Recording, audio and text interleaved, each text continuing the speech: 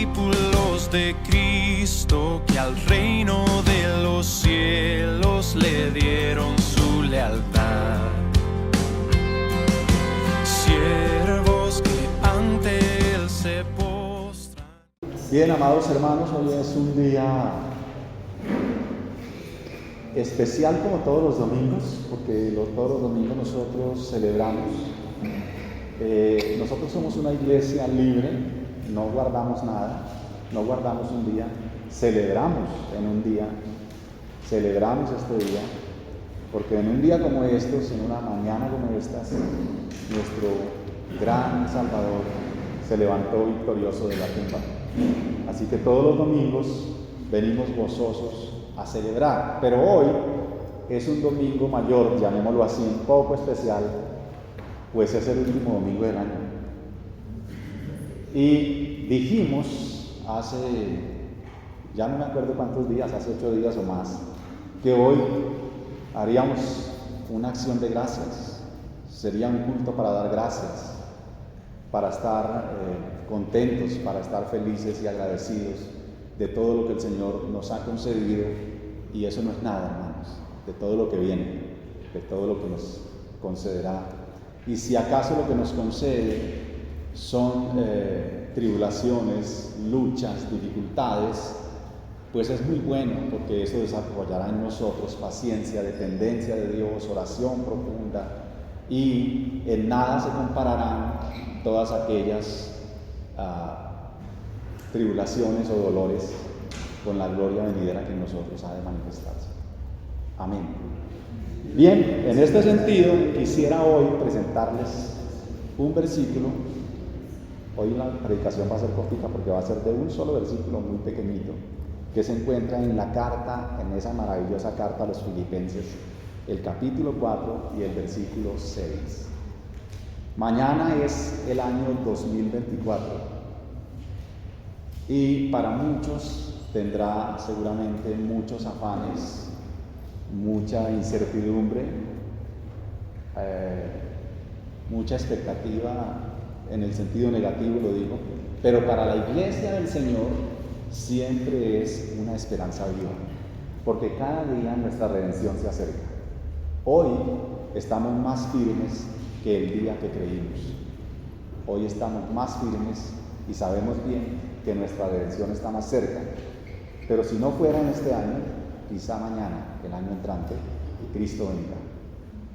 Así que estamos muy expectantes con una esperanza viva. No es una esperanza desesperada, es una esperanza viva. Es una esperanza que sabe bien que se cumplirá su promesa. Así dice nuestro texto de hoy: por nada estéis afanosos, sino sean conocidas vuestras peticiones delante de Dios con toda oración y ruego con acción de gracias.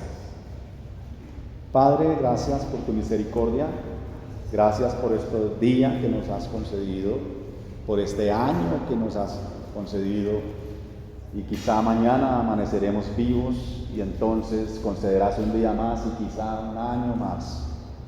Gracias porque hoy podemos terminar este año en oración, en comunión, con cánticos alegres, con cánticos reverentes y devocionales, y expresando tu gloria, expresando tu grandeza, expresando tu poder, expresando la belleza de tu santidad, lo que tú eres, la salvación grande que administraste para nosotros. Y por todo ello estamos agradecidos, por todo ello, Señor, te damos honor, gloria, por todo ello nos rendimos, nos postramos ante ti. Y ahora, ante tu santa palabra, ante tu evangelio, te pido, Señor, asísteme, porque soy un hombre débil e insuficiente para exponer tus palabras vivas y tus benditas palabras. Solamente con la asistencia de tu poder y tu Espíritu Santo podré predicar este mensaje, pero sé bien, Señor, que el poder de tu Espíritu lo aplicará a nuestras vidas para que podamos, Señor, experimentar esta palabra y que esta palabra se haga carne en nosotros, se haga viva y podamos vivirla según tus misericordias para con tu pueblo. Gracias, Señor, por todo en Cristo Jesús. Gracias por concederme terminar este año hablando, predicando, Señor, ese gran honor el que me has concedido. Bendito seas. Me doblo ante ti, ante tus palabras. Amén. Amados hermanos, en el capítulo 1 de esta carta, Pablo presenta su propio testimonio. Él, en primer lugar, ora por los hermanos recordándolos. Eso está en el 3 y 4 del capítulo 1. Y luego los anima diciéndoles que lo que ahora está viviendo, en lugar de detener la predicación, él está escribiendo esta carta en la cárcel. Entonces él dice que lo que ahora está viviendo, en lugar de detener la predicación, por el contrario, ha servido para el avance del Evangelio. Versículo 2 del 1. Y luego, este testimonio personal lo resume con estas palabras: porque para mí el vivir es Cristo y el morir me es ganancia. Versículo 21. Después, en el segundo capítulo, Pablo refiere a las personas que viven para sí, como desafiando a sus propias almas. Así pues, les dice enfáticamente a los hermanos: nada hagáis por contienda o por vanagloria. Y seguidamente pone el gran ejemplo del Señor, quien se humilló hasta lo sumo. Luego cita los ejemplos de los hermanos Epafrodito y Timoteo, quienes sirvieron incondicionalmente al Señor. Pablo resume este llamado con estas palabras: porque todos buscan lo suyo propio, no lo que es de Cristo Jesús. Curiosamente, también está en el versículo 21. Posteriormente, en el tercer capítulo, Pablo advierte a los filipenses sobre los malos obreros. Estos han puesto su confianza en la carne, es decir, ellos han tratado de instaurar su propia justicia. Ellos han establecido su propio criterio de perfección, de tal manera que constituyen un verdadero contraste con los que genuinamente son obreros del Señor. Es por esta razón que Pablo les escribe todo lo que él pudiera usar como ventajas sobre estos falsos. Sin embargo, no lo hace. Y además dice que todas estas cosas son literalmente estiércol. En nuestras Biblias leemos basura, en el griego se lee estiércol. Pero cuantas cosas eran para mí ganancia, las he estimado como estiércol, por amor de Cristo, dice Pablo. Él ha estimado todas estas cosas, todos estos sistemas humanos, todos estos sistemas de justicia, toda esa religiosidad como una verdadera pérdida. Nada de lo que Pablo pudiera hacer, nada de lo que Pablo pudiera hacer, nada de lo que Pablo pudiera saber, nada de lo que Pablo pudiera tener, podía servirle para justificarlo delante de Dios. Solo una cosa es válida. Solo hay un instrumento de justicia para el santo Dios. Solo mediante la cruz de Cristo un hombre puede ser justificado. Y esto, mis amados hermanos, es justo el corazón o la centralidad del Evangelio de Cristo. Ahora bien, amados hermanos, estamos enfrentados al cuarto capítulo, donde Pablo se concentrará en la iglesia filipense. El versículo 1 está cargado de palabras de afecto y contiene un llamado militar al cumplimiento del deber. El versículo 2 esgrime la unidad que debe haber en el servicio a Cristo, pero también señala que en el desarrollo de este servicio y por razón de nuestra naturaleza caída, aunque ya regenerada, pero aún no completada, se presentan conflictos entre hermanos. El versículo 3 es un llamado a la reconciliación. En este proceso también hay hermanos que sirven de ayuda, sirven como intermediarios de reconciliación. El versículo 4 llama a los creyentes a estar gozosos, pero también muestra la fuente del gozo del creyente. El versículo 5 enfoca a una iglesia apacible y expectante. Y ahora, hermanos, hemos llegado a nuestro texto, el versículo 6, el cual señala la condición humana, donde puede haber preocupaciones, pero también nos muestra claramente un remedio para estas preocupaciones.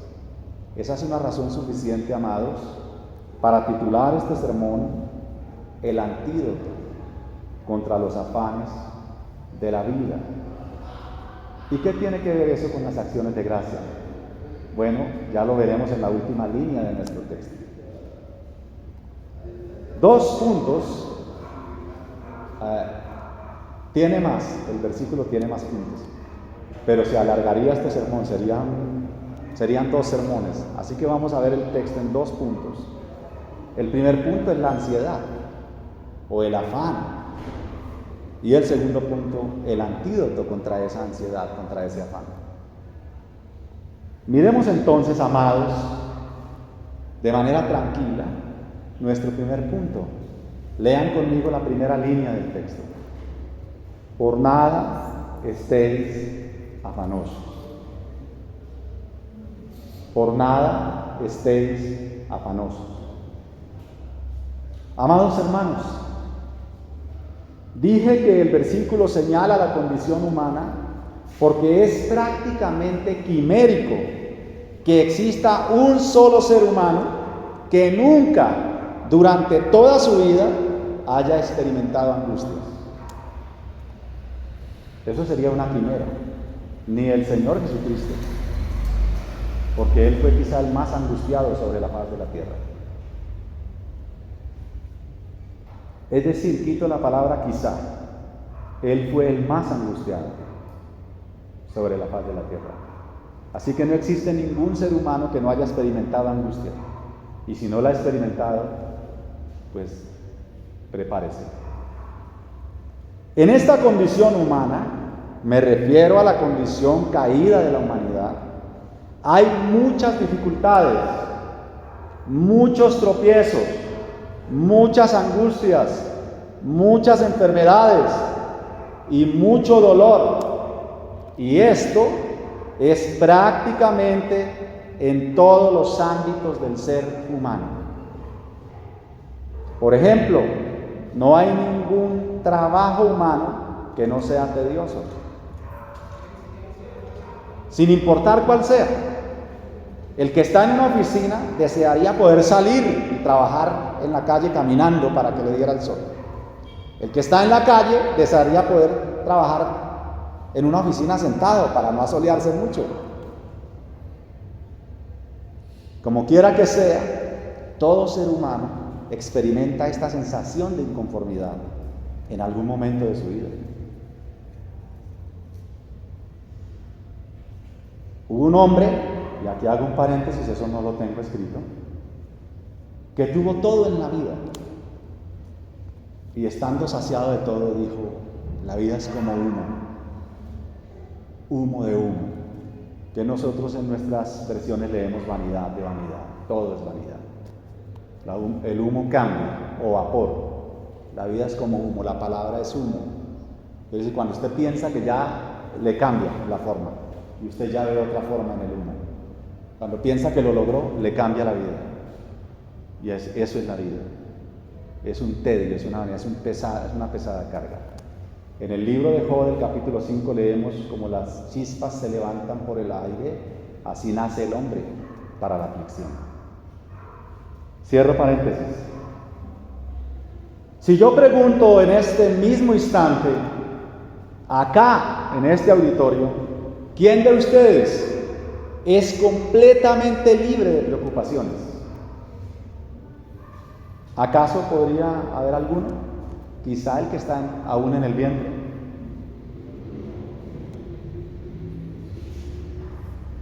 Casi que la preocupación es intrínseca del ser humano.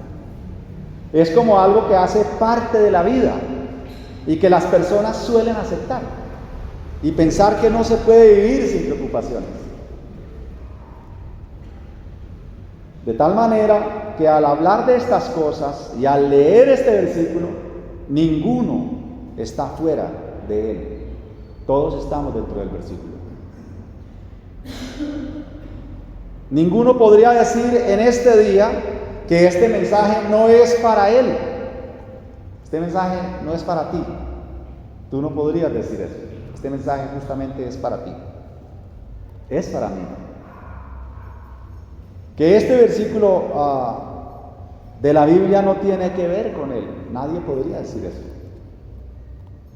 Ningún ateo podría decir que este versículo no puede ser con él, incluso siendo ateo, y seguir siendo ateo, pero tendría que decir si ese versículo tiene que ver conmigo. Pero, ¿cómo podemos ver, hermanos, el versículo? Este versículo alude a la iglesia de Cristo. Pero no obstante que alude a la iglesia de Cristo, toca a todos y cada uno de los seres humanos. Y aquí me atrevo a decir, claro, por supuesto, como toda la palabra de Dios, es para todos los seres humanos. Así que el apóstol Pablo, estando consciente de ello, y en especial estando consciente de las angustias por las que la iglesia filipense estaba pasando, escribe: me deis merimao, que se translitera: nada estén ansiosos. Así se lee literal. Nada estén ansiosos. Y que la Reina Valera tradujo como: por nada estéis afanosos. Recordemos, hermanos, que la iglesia filipense estaba pasando por momentos muy difíciles cuando Pablo escribe esto. Ellos, en primer lugar, amaban mucho a Pablo y estaban angustiados cuando supieron que Pablo estaba preso en Roma. Se preocuparon tanto por él que recogieron ofrendas para enviarle y las enviaron con el querido hermano Epafrodito, ¿se acuerdan? Pero además Epafrodito mismo era la ofrenda. Ellos enviaron una ofrenda viva desde Filipos hasta Roma, y era el hermano Epafrodito. Él le llevaba una ofrenda, pero él mismo era la ofrenda. Él se quedó con Pablo para servirle en prisión. Él no solo llevó el dinero que la iglesia envió a Pablo, sino que se quedó con Pablo para servirle en sus prisiones. Pero sucede que Epafrodito enfermó gravemente y estuvo a punto de morir. Esto lo supieron los hermanos de Filipo, y ellos se angustiaron mucho por la salud de Epafrodito. Quizás se sentían responsables por haberlo enviado a Roma sin considerar su salud. Además, había conflictos en la iglesia. Dos hermanas trabajadoras y muy serviciales ahora estaban enemistadas. Así que tenían motivos de preocupación. Si aquí en esta iglesia dos líderes de la iglesia se enemistaran de tal forma que hubiese una discusión fuerte, la iglesia se preocuparía mucho. Esto afectaría mucho a la iglesia. Pues esto pasó con estas dos queridas, Evodia y Síntique. Ellas estaban enemistadas, habían sido unas hermanas muy trabajadoras, muy serviciales, y hubo un momento que no se pusieron de acuerdo y discutieron fuerte. Pablo escribe: por nada estéis afanosos en medio de esas circunstancias. La palabra nada es la palabra medeis, que significa cosa alguna, ni siquiera uno. Es decir, que el sentido de nada es por ni siquiera alguna cosa. Por nada estéis afanosos, por ni siquiera alguna cosa. Eso es lo que dice, digamos, es lo que da a entender al leerlo en griego. Ahora bien, hermanos, ni siquiera por ninguna cosa que. Bueno, nuestro texto dice: ni siquiera por ninguna cosa o ni siquiera por cosa alguna estén ansiosos. Y ya veremos por qué. Es decir, que ni la cosa más mínima, ni la cosa más grande debería tener el poder sobre nosotros de producirnos ansiedad. Pero, amada iglesia, ¿está Pablo diciendo que nos vaciemos de toda emoción humana? ¿Está Pablo deshumanizándonos? ¿Acaso es posible vivir de verdad sin afanarnos por nada? Bueno, Pablo ciertamente no nos está deshumanizando. No nos está invitando a vaciarnos de nuestras emociones humanas con las cuales Dios nos creó. ¿Acaso hay aquí un padre o una madre que si su pequeño o su pequeña enferma, no corre angustiado al médico para buscar la cura?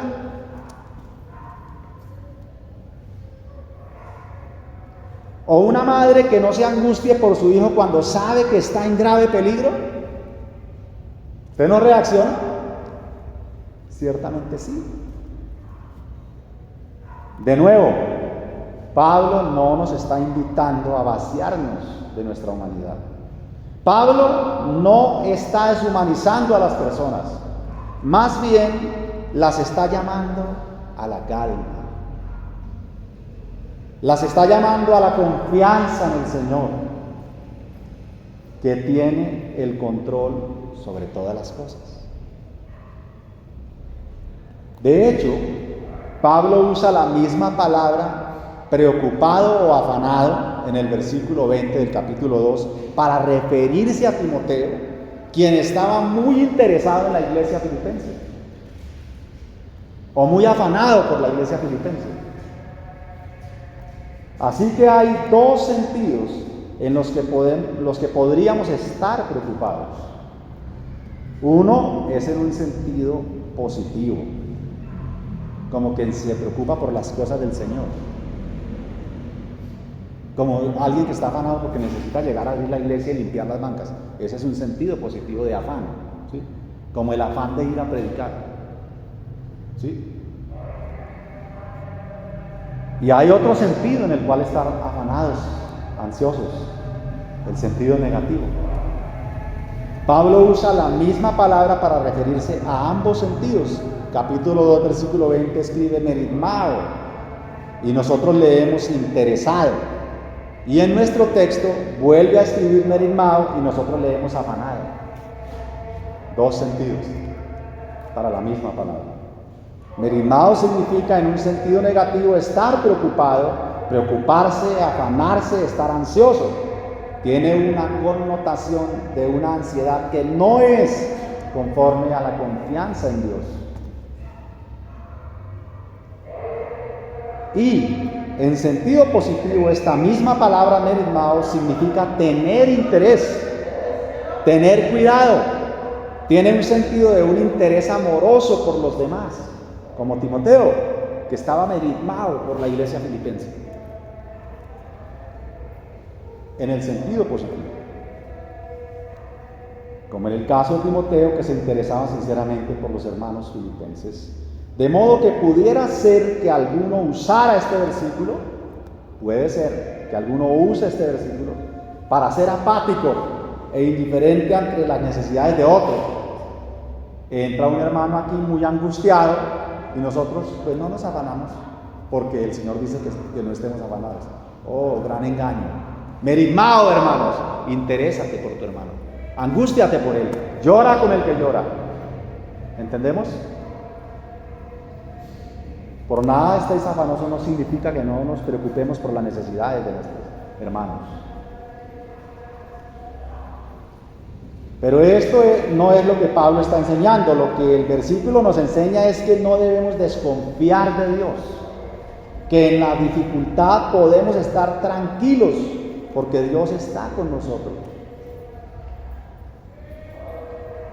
Esto mismo fue lo que Cristo enseñó. Él dijo que no nos afanáramos, que confiemos en Dios, que Dios tiene cuidado de su creación. Esto es lo que leemos en Mateo 6, 25 al 34, un tanto largo. Pero por tanto os digo, no os afanéis por vuestra vida, qué habéis de comer o qué habéis de beber, ni por vuestro cuerpo, qué habéis de vestir. ¿No es la vida más que el alimento y el cuerpo más que el vestido? Mirad las aves de los cielos, que no siembran, ni ciegan, ni recogen en graneros, y vuestro Padre Celestial las alimenta. Pregunta, ¿no valéis vosotros mucho más que ellas? ¿Y quién de vosotros podrá, por mucho que se afane, añadir a su estatura un codo? Y por el vestido, ¿por qué os afanáis? Considerad los lirios del campo, cómo crecen, no trabajan, no hilan. Pero os digo que ni aun Salomón con toda su gloria se vistió así como uno de ellos. Y si la hierba del campo, que hoy es y mañana se echa en el horno, Dios la viste así, ¿no hará mucho más a vosotros? Y allí está el problemita: hombres de poca fe. No os afanéis, pues, diciendo qué comeremos, o qué beberemos, o qué vestiremos en el 2024. Porque los gentiles, es decir, los incrédulos, buscan todas estas cosas. Pero vuestro Padre Celestial sabe que tenéis necesidad de todas estas cosas. Mas buscad primeramente el reino de Dios y su justicia, y todas estas cosas os serán añadidas. En nuestro texto dice: orad fervientemente, con toda oración y ruego. Aquí dice: buscad primeramente el reino de Dios y su justicia. Así que no os afanéis, dice el Señor, por el día de mañana, 1 de enero de 2024. Porque el día de mañana traerá su afán. Basta a cada día su propio afán. Lo que el Señor está diciendo acá es: vive hoy. Ahora bien, hermanos, si la ansiedad, si las preocupaciones hacen parte de la vida y del ser humano en esta condición caída, ¿cómo podemos nosotros ser librados? ¿Cómo podremos vivir una vida con plena confianza en el Señor? Hacernos esta pregunta, pues por supuesto nos lleva directo a nuestro segundo punto: el antídoto contra esta ansiedad. Lean conmigo la segunda línea del texto. Si nos sean conocidas vuestras peticiones delante de Dios, en toda oración y ruego, con acción de gracias. Hermanos, amada iglesia, recuerden el título de este sermón: el antídoto contra los afanes de la vida. Ya vimos en alguna medida en qué consisten estos afanes. Ahora nos concentraremos en el remedio para estos afanes. Pablo, al decirle a los filipenses que sus peticiones sean conocidas ante Dios con toda oración y ruego y dando gracias, está definitivamente hablando de la comunión que el creyente tiene con Dios en oración.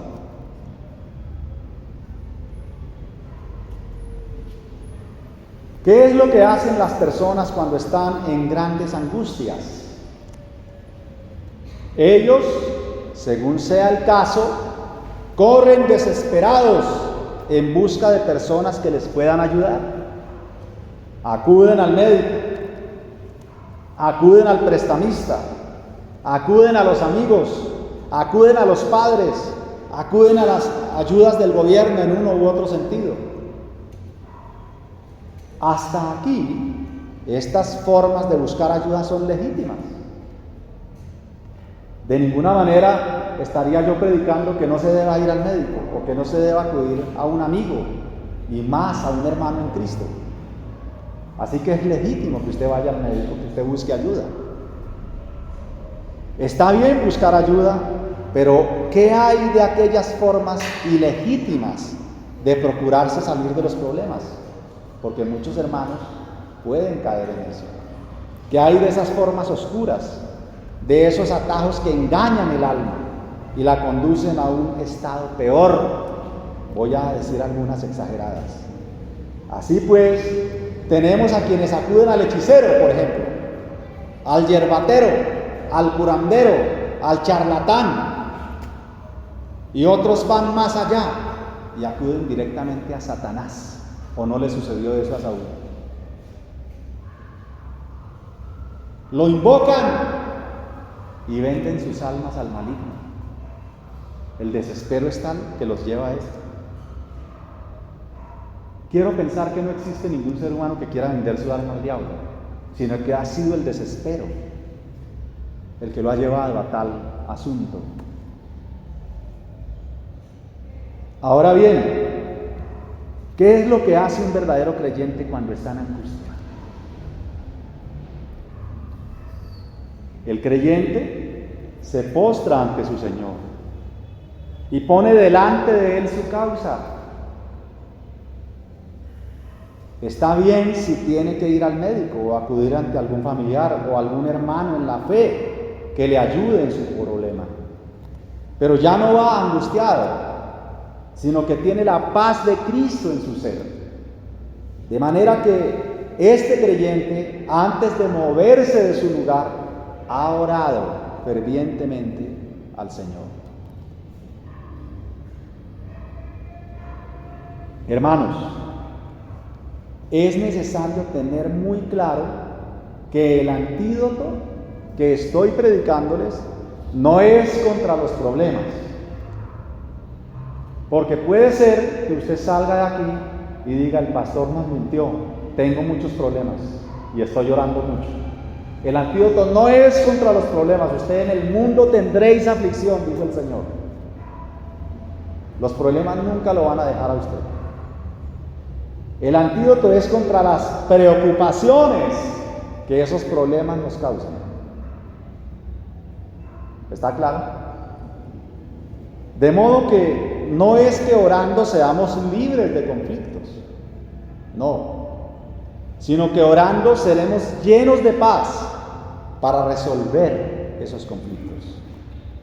Así que benditos sean los problemas, siempre que estos nos lleven a orar, nos lleven a buscar más profundamente a nuestro Señor y Salvador Jesucristo.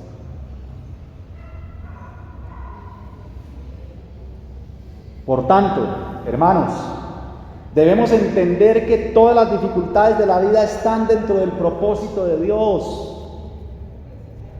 Y está bien cuando una persona está angustiada como Job, cuando dijo: ¿por qué a mí? Está bien, es legítimo, Dios entiende tu dolor.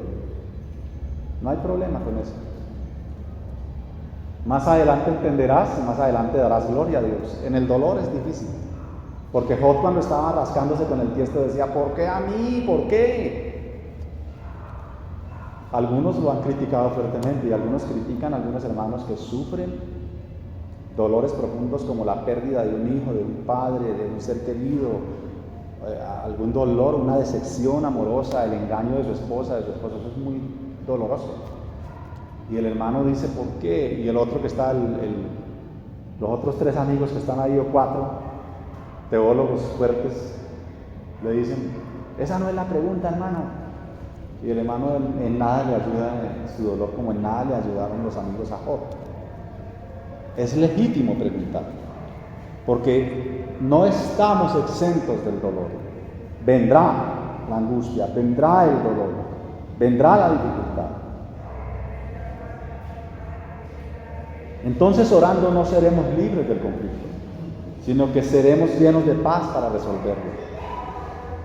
Entonces los conflictos son buenos cuando nos llevan a orar, cuando nos llevan a postrarnos delante del Señor. Hermanos, entendamos esto: las dificultades de la vida están dentro del propósito de Dios, ya lo dije. Al transliterar este versículo del griego al español, así es como lo leemos: nada estén ansiosos, sino en toda cosa, a la oración y al ruego, con acción de gracias, las peticiones de ustedes estén siendo conocidas hacia a el Dios. Lo leí rápido, yo sé, pero usted lo puede leer transliterado despacio y entenderá una cosa. Fijen su atención en la palabra toda. Notemos cómo la palabra toda, Pablo la usa a propósito, usando un lenguaje inclusivo. En el griego es la palabra paz, P-A-S. Tal vez yo digo paz y suena con Z, pero es P-A-S y con un acento fuerte, paz, así. Y esto significa toda clase de cosas. Es decir, que por cualquier clase de cosa el creyente lo hace conocer en oración ante Dios.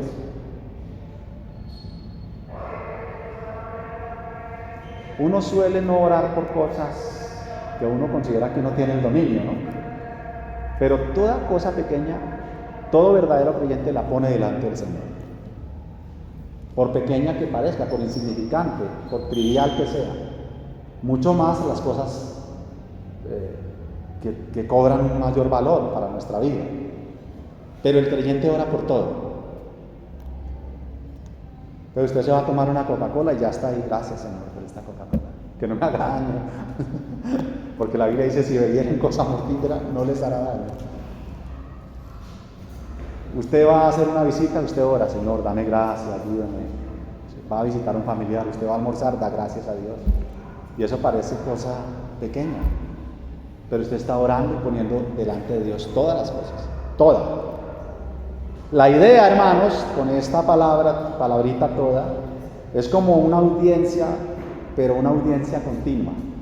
O sea, usted las 24 horas del día vive en audiencia. Es una audiencia permanente. O sea, es una oración permanente en su mente, en su corazón. Es una audiencia abierta, esa es la idea de esa palabrita.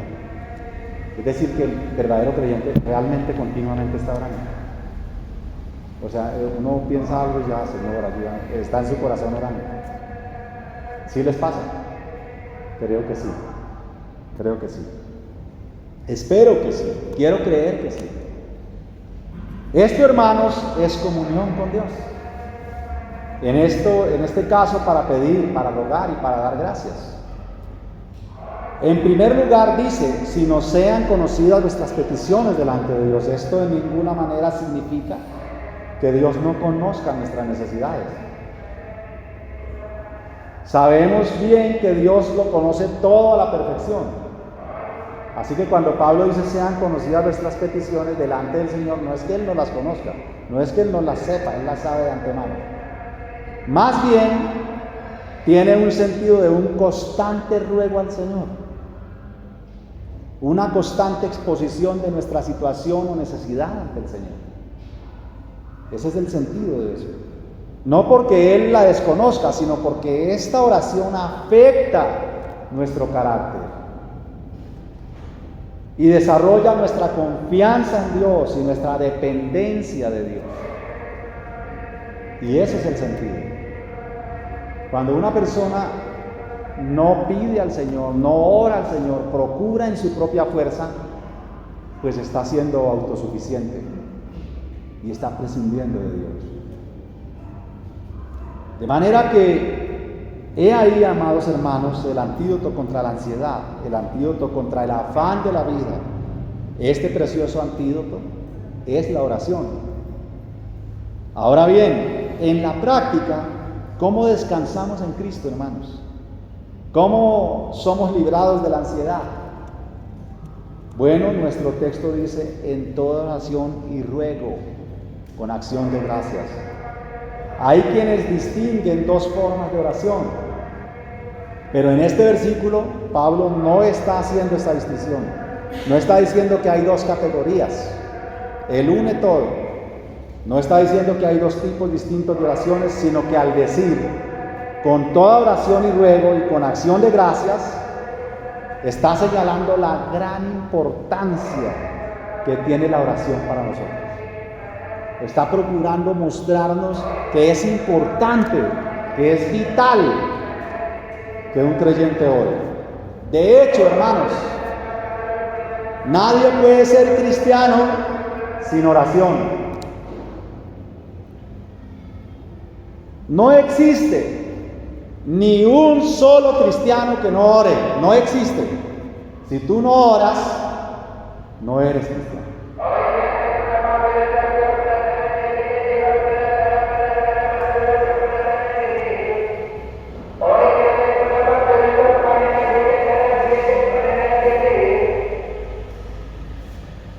Decir que somos cristianos y no orar sería un fenómeno, algo anómalo, algo antinatural. Porque la oración en el creyente es algo natural. Por tanto, hermanos, exponer nuestras necesidades delante de Dios es por demás la única salida verdadera para la ansiedad. ¿Quedó claro, señoras psicólogas? La única salida para la ansiedad, la única salida verdadera es exponer nuestra causa delante del Señor en oración. Es el único remedio verdadero contra los afanes de la vida. ¿Escucharon bien? Es el único remedio verdadero. Los otros son calmantes, son acetaminofén.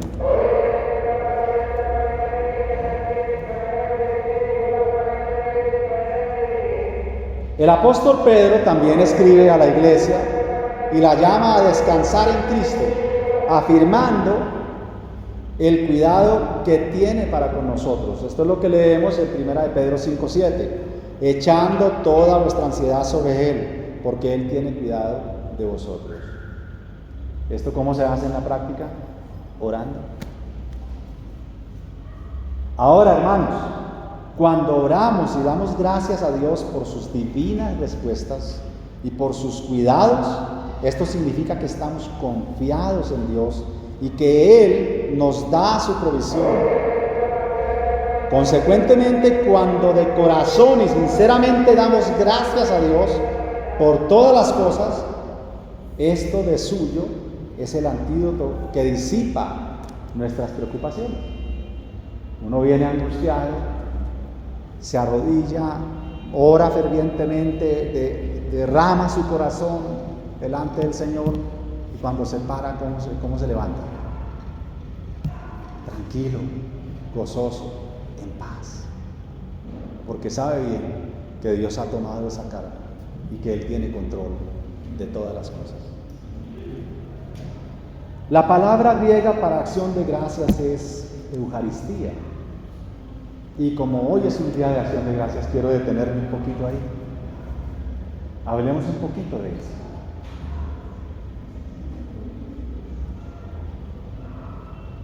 Esta palabra tiene una connotación de adoración, que eso fue lo que estuvimos haciendo. Usamos canciones para exaltar el nombre del Señor, para proclamar su grandeza, para anunciar lo que Él hizo en la cruz, para expresar nuestra admiración por lo que ha hecho, y cantamos de su gloria, y cantamos de su poder, y cantamos de su grandeza, y cantamos de su venida, y cantamos de su amor, cantamos de su salvación, y cantamos de su juicio. Y esto es acción de gracias.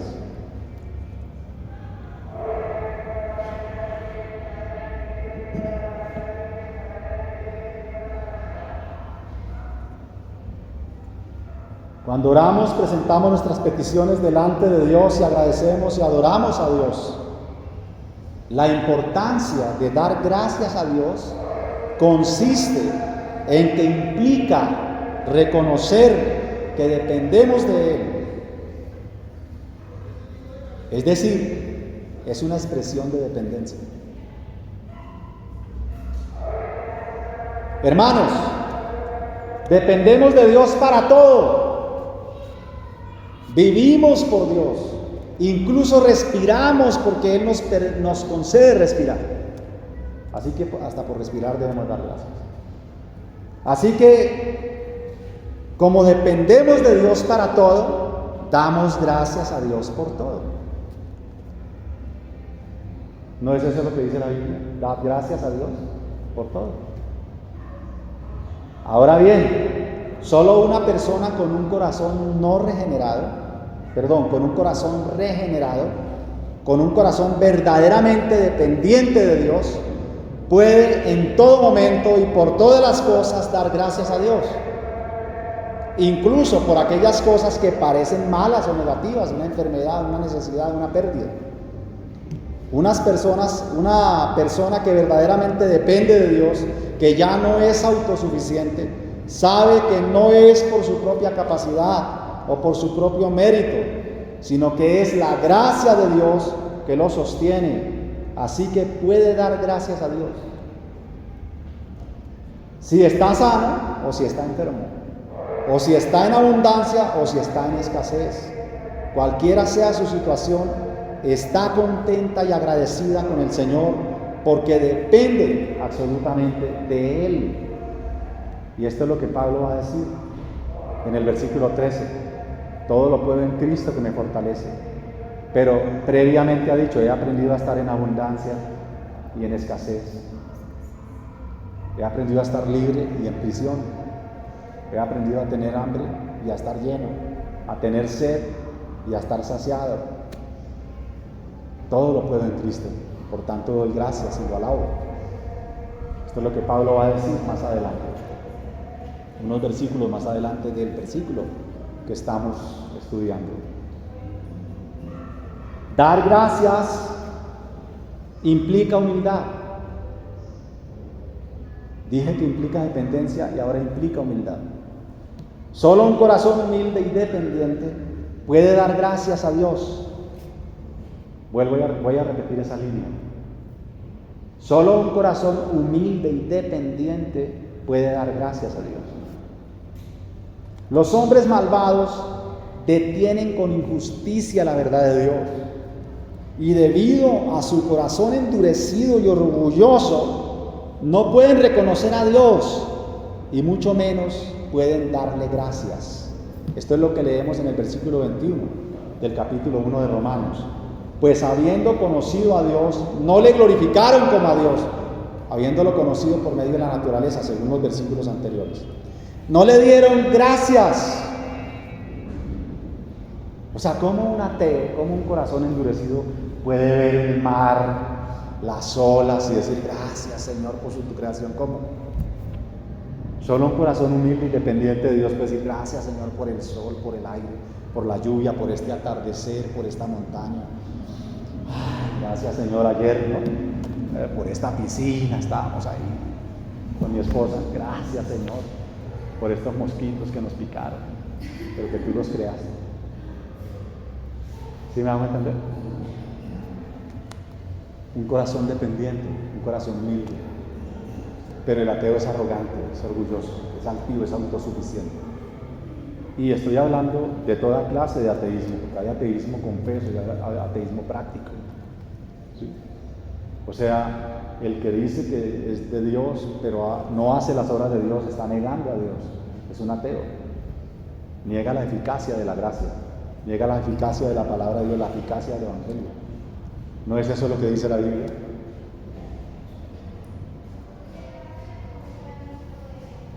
De manera que ahí está la razón de negar a Dios.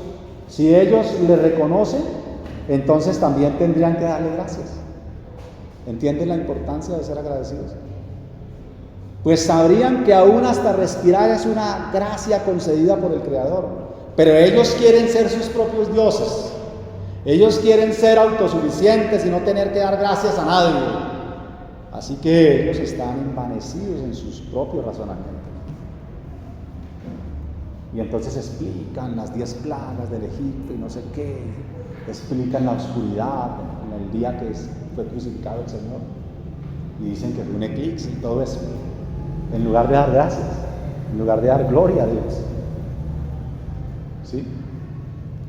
El arrogante que niega a Dios no tiene a quien darle gracias. Cuando contempla el hermoso mar, ya lo dije, o las hermosas estrellas, o un hermoso amanecer, o un hermoso atardecer, o el nacimiento de un ser humano, el mismo embarazo. ¿Lo han estudiado alguna vez? ¿Lo han visto, aunque sea por ahí en dibujitos, libros? Eso es increíble cómo se desarrolla. Es admirable, es grandioso, y uno le da la gloria a Dios.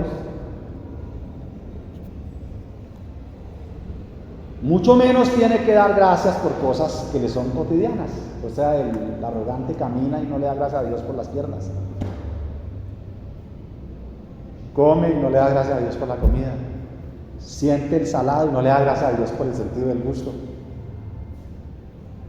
Ve y no le da gracias a Dios porque puede ver, admirar los colores. Huele y no le da gracias a Dios porque tiene sentido del olfato. Puede percibir olores hermosos, las rosas, los perfumes, también otros olores feos. ¿Sí?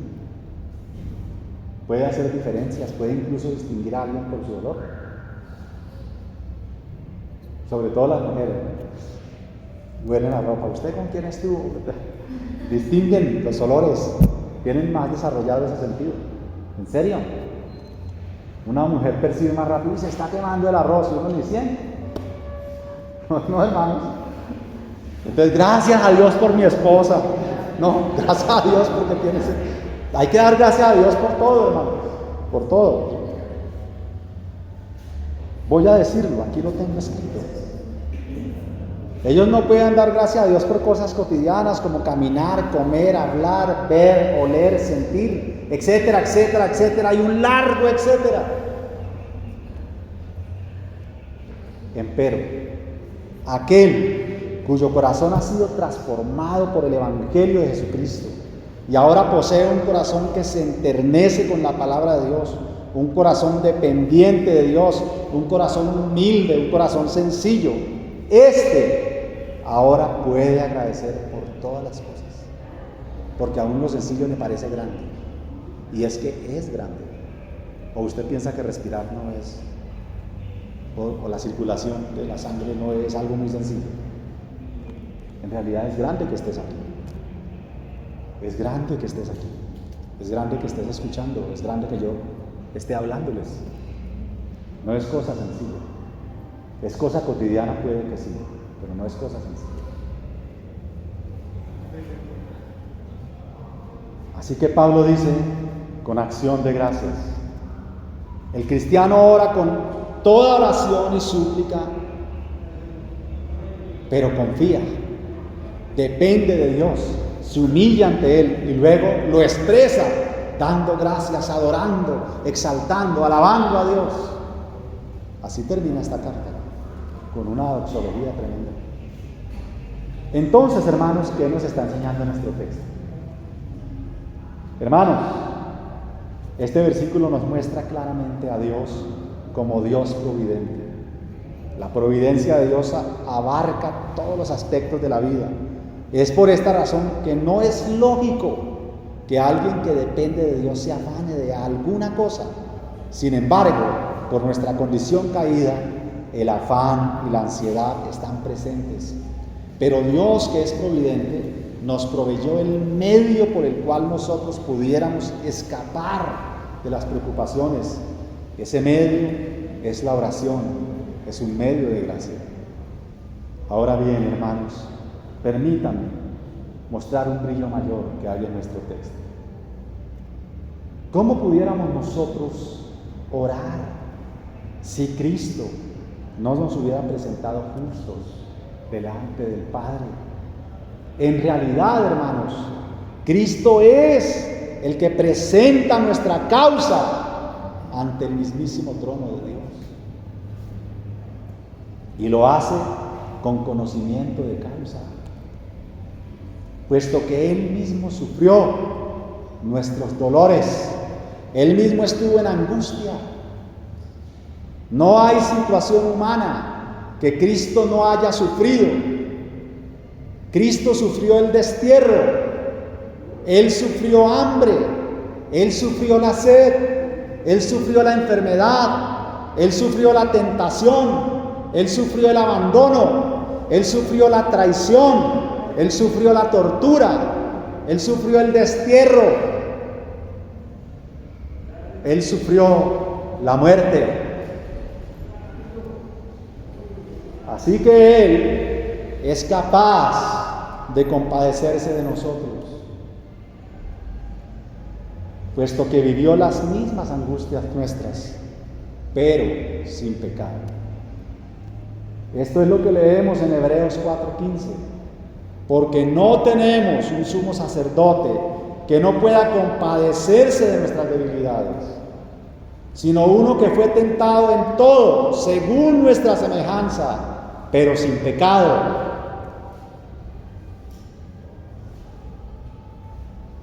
Concluimos entonces, amada iglesia, que no solo no debemos y no tenemos por qué estar ansiosos o afanados, sino que tenemos en Cristo un lugar seguro y por lo tanto una razón más que suficiente para estar eternamente agradecidos con Cristo, nuestro Hacedor, nuestro Redentor, nuestro Señor y Dios y nuestro bendito Salvador, al que nos amó y nos lavó con su sangre. A Él sea la gloria y el imperio por los siglos de los siglos. Amén. Demos gracias. Padre, gracias por tus misericordias, por tus consuelos, por tu ternura, por tu dulzura, por tu paciencia, por ser tan humilde y estar con nosotros en este salón hoy. Gracias, Señor. Gracias por venir. Gracias por estar. Gracias, Señor, porque eres el centro de nuestra reunión. Eres el centro de nuestra vida, de nuestra adoración, de nuestro pensamiento, de nuestra cosmovisión, de nuestras acciones, de nuestras intenciones, de nuestras emociones, de nuestros deseos, aún de nuestras debilidades. Te has constituido en el centro, Señor. Eres la centralidad de nuestro ser, de nuestra existencia, por lo cual te damos gracias, porque de ti emanan todas las cosas, todo nuestro sustento.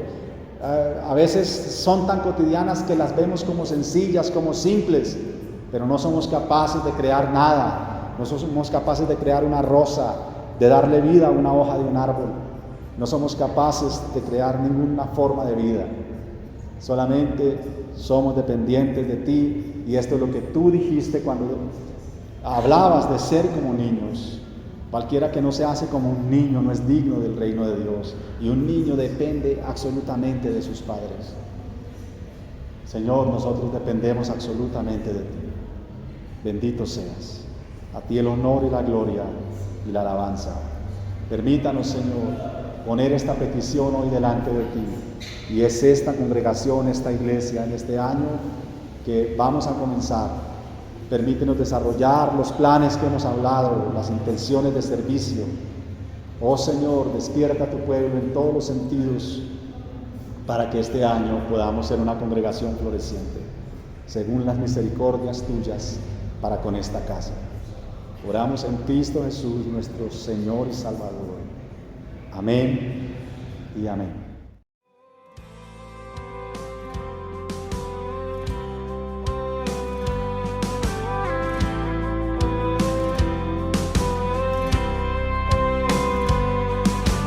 Fieles discípulos de Cristo, que al reino de los cielos le dieron